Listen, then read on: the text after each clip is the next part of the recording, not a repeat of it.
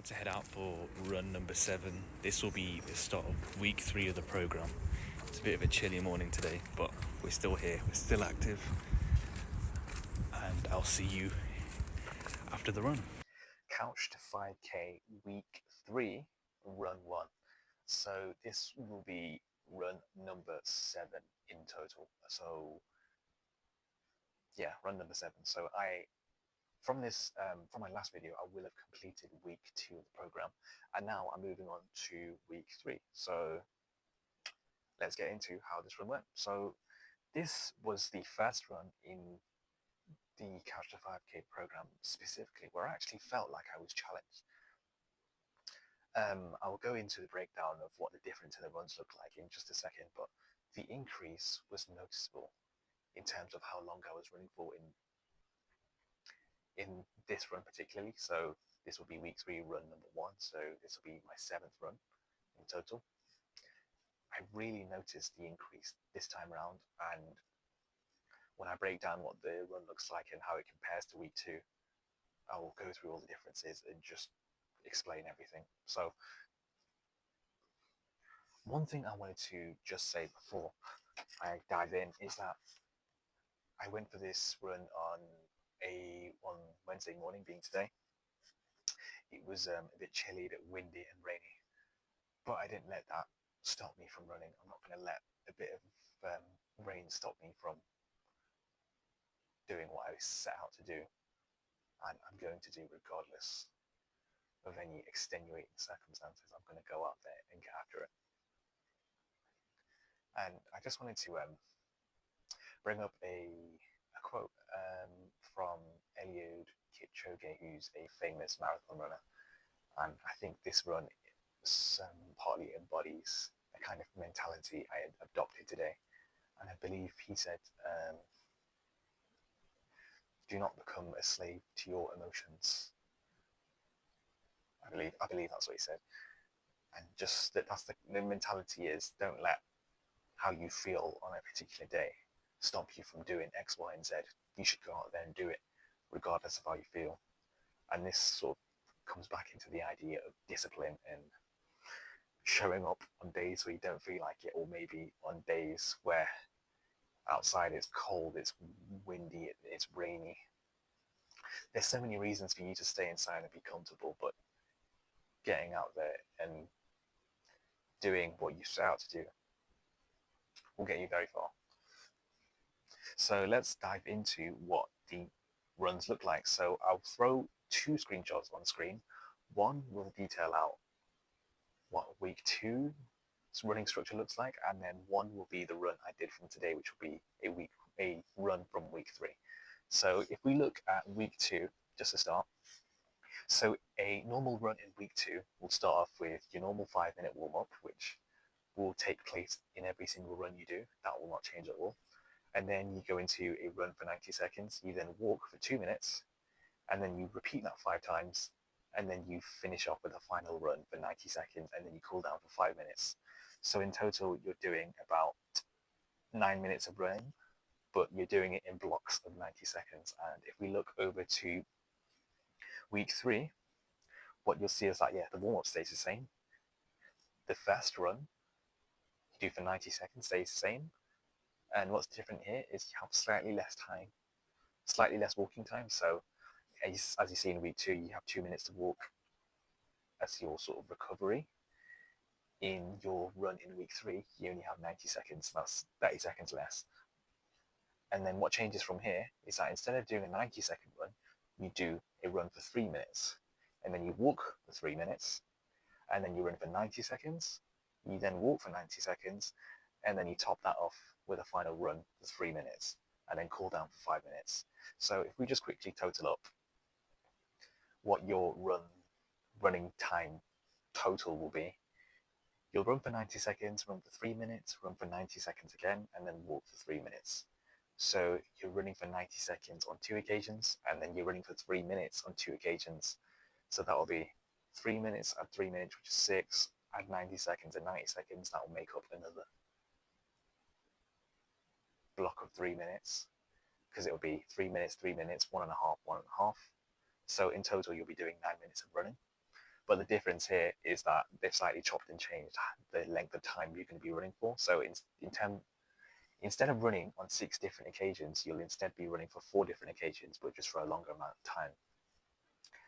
And well, the main difference, or the main thing to point out, is you'll be running for 3 minutes, which is a bit longer than the likes of 90 seconds, and that's 3 times as long as any run you will do in week 1.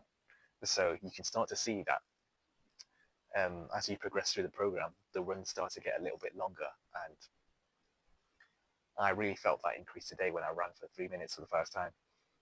It was tough at first, but I managed to get my way through the run, and then to compensate for that run for 3 minutes that you've never done before, you then get 3 minutes of recovery, which I think is great. It gives you enough time to compose yourself and get ready for the rest of the run. And to answer a question on whether it gets difficult, yes, it does. It does get tougher, and this is where I had to show my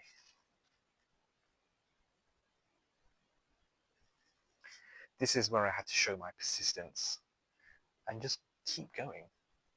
Because the individual runs were a bit longer, this sort of may create a demand of my stamina and endurance, because even though I was running on less occasions, the length of time I was running for was longer. So I had to push and keep going, even though I was used to stopping after 90 seconds. I now had to run for double that amount of time and run for effectively 180 seconds, which is double that, equaling 3 minutes.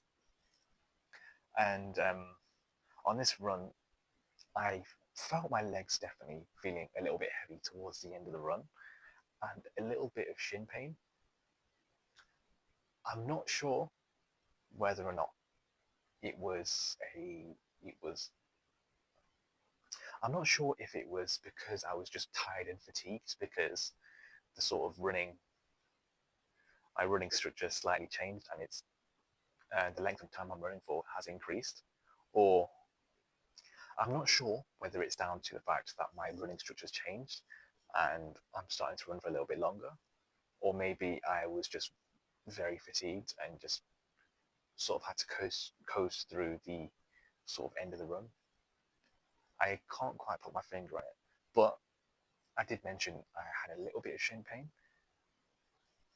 And a common thing that new runners may face, and I think I had a little bit of that experience, where shin splints. It wasn't so bad to the point where I couldn't run. I think I had a little bit of shin pain.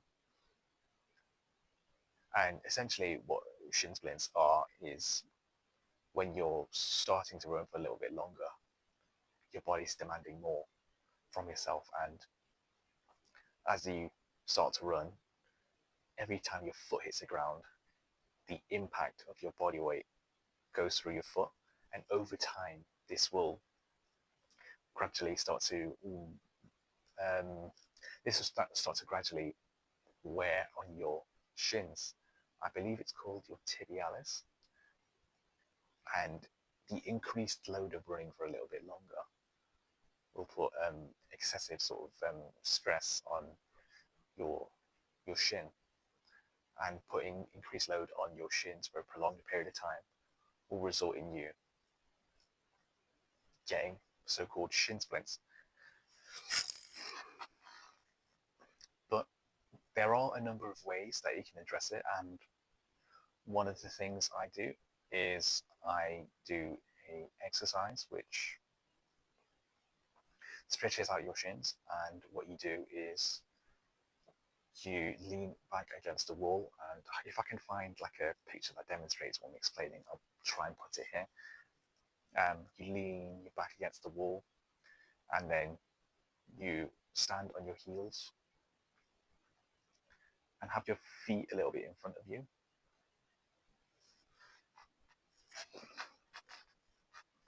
And what you want to do is stand on your heels and then raise your foot up like that. And do that for a couple of repetitions, and you should start to feel that your shins being stretched a little bit.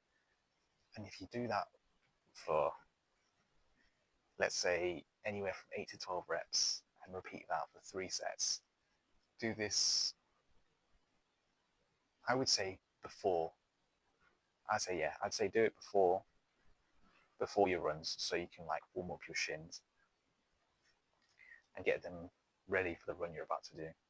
And you can do them after as well. And that's what I did today after my run, because I felt a little bit of shin pain, so I just stretched them out a little bit, just to make sure they weren't feeling so sore after today's run. And there's also plenty of other things you can do. Shin splints are normally caused by a number of factors, but so in terms of what you can do to address, the shin splints is you can do the stretches as I mentioned.